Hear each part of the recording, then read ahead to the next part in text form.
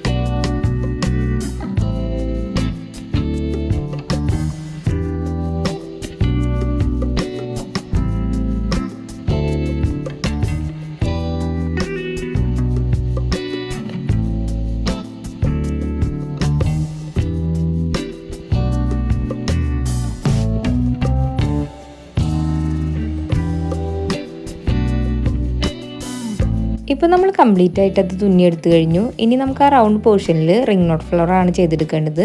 അതിനായിട്ട് silk ത്രെഡും needle number 5 ആണ് എടുത്തിരിക്കുന്നത്. ഫ്ലവറൊക്കെ ചെയ്തെടുക്കാനായിട്ട് നമ്മൾ നീഡിൽ നമ്പർ 5 ആണ് യൂസ് ചെയ്യുന്നത്. ഇനി നമുക്ക് റിംഗ് നോട്ട് ഫ്ലവർ ചെയ്തെടുക്കാം. 12 സ്ട്രാൻഡ്സ് ത്രെഡ് എടുത്തിട്ടാണ് നമ്മൾ ഈ ഫ്ലവർ ചെയ്തെടുക്കുന്നത്.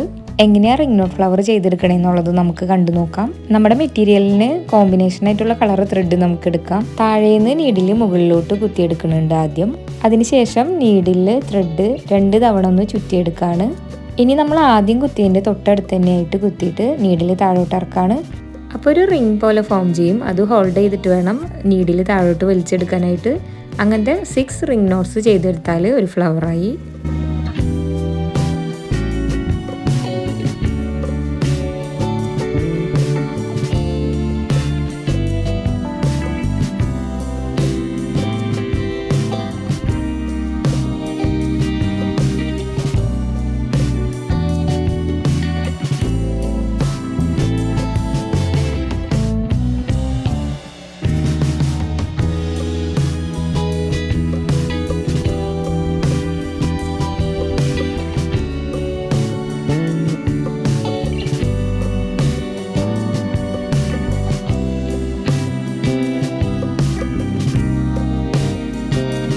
ഇങ്ങനെ ചെയ്തെടുക്കുന്ന ഫ്ലവറിൻ്റെ സെൻറ്ററിലായിട്ട് നമുക്ക് ഗോൾഡൻ ബീഡ്സ് തുന്നി കൊടുക്കണം.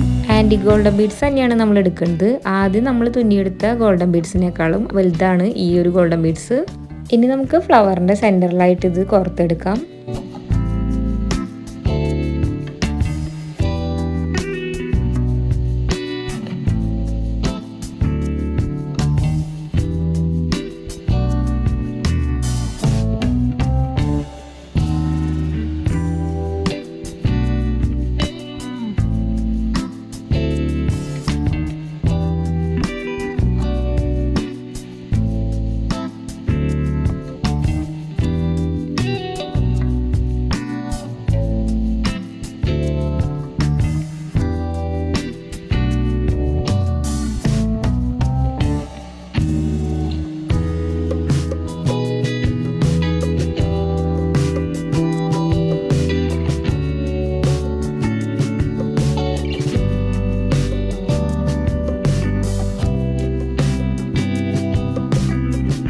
ഇപ്പോൾ കംപ്ലീറ്റ് ആയിട്ട് റിംഗ് നോട്ട് ഫ്ലവർ ചെയ്തെടുത്തിട്ടുണ്ട്. ഇനി ഇതിൻ്റെ സെൻറ്ററിലൊക്കെ ഗോൾഡൻ ബീഡ്സ് വെച്ച് കൊടുക്കാം.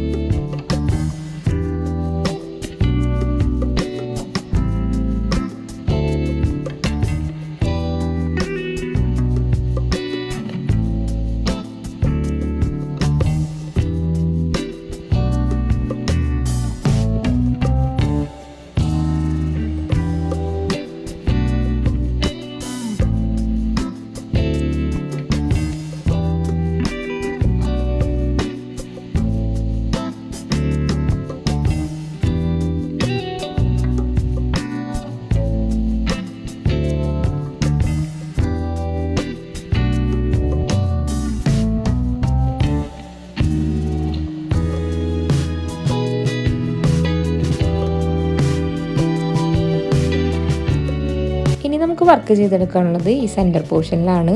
അതിനായിട്ട് നമ്മൾ ഗോൾഡൻ കളർ കട്ട് ബീഡ്സ് എടുത്തിട്ടുണ്ട്. സെൻറ്റർ പോർഷനിൽ കംപ്ലീറ്റ് ആയിട്ട് കോർത്ത് തുന്നിയെടുക്കുകയാണ് ചെയ്യുന്നത്. എങ്ങനെയാണെന്ന് നമുക്ക് കണ്ടു നോക്കാം.